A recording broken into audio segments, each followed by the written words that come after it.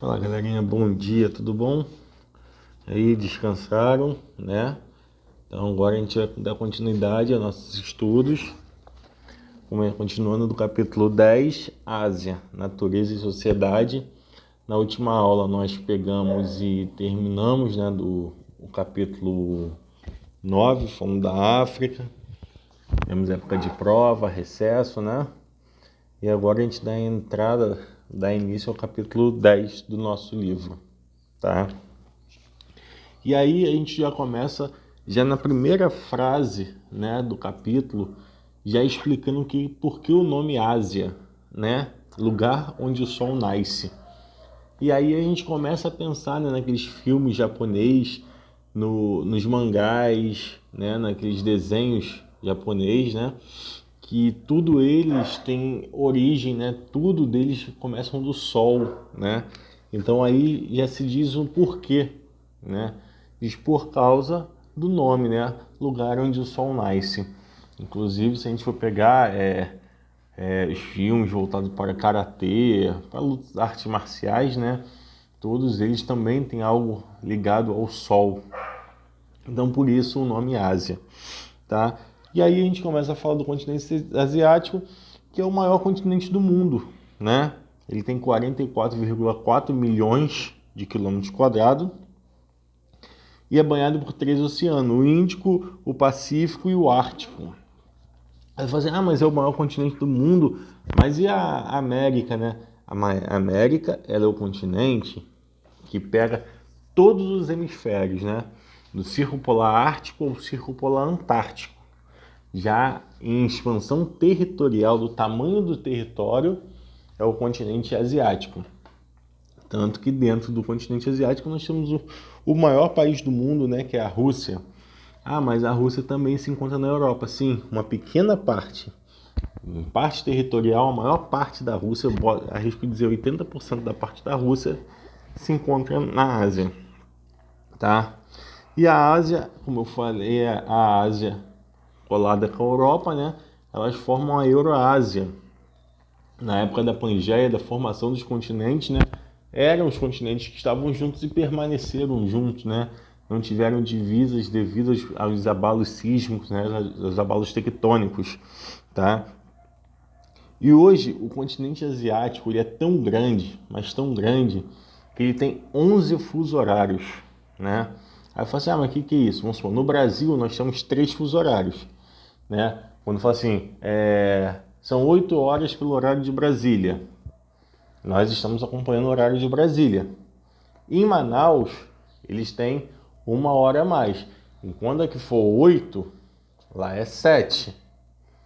Na ponta lá do Sergipe, daquele do Nordeste, lá na pontinha, quase no litoral, né? Eles têm 1 hora a mais da gente. Quando aqui é 8, lá é 9. Por que isso? Porque o globo redondo, conforme ele vai girando, ó, finge que isso aqui minha cabeça é o globo, né? Aqui tá claro por causa da luz, aqui tá escuro.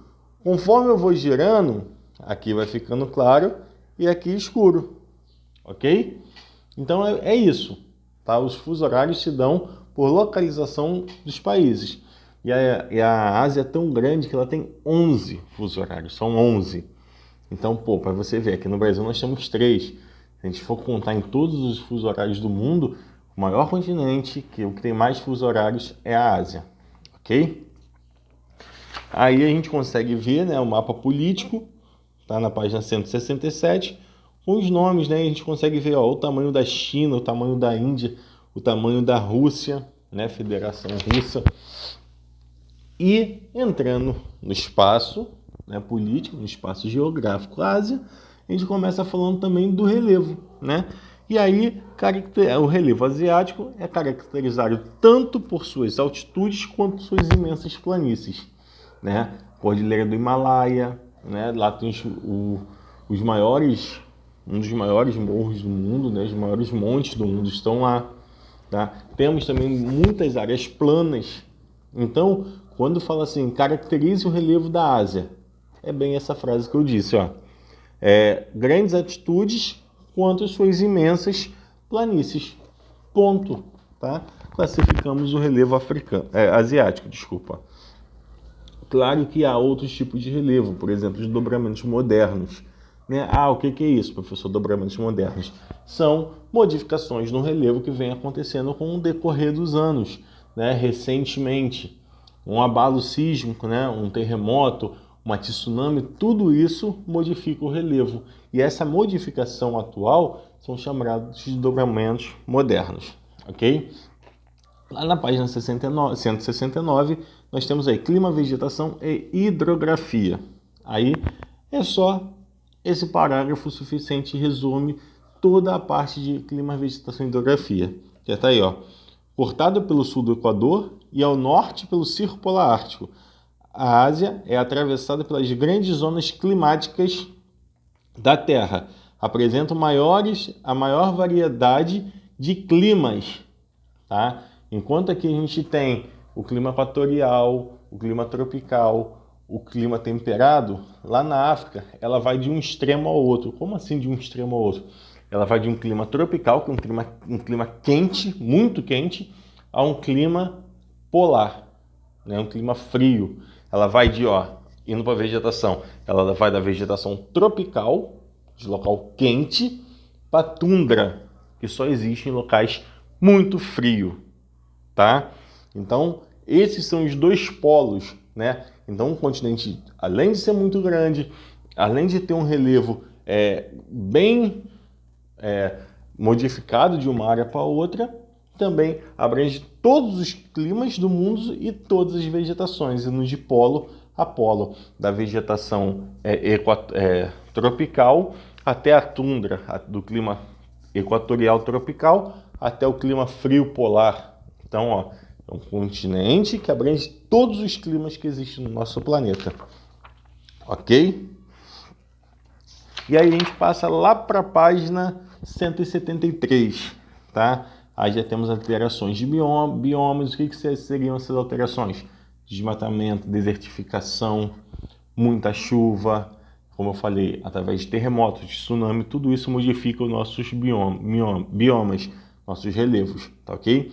E aí tem o contraste, né, da distribuição populacional.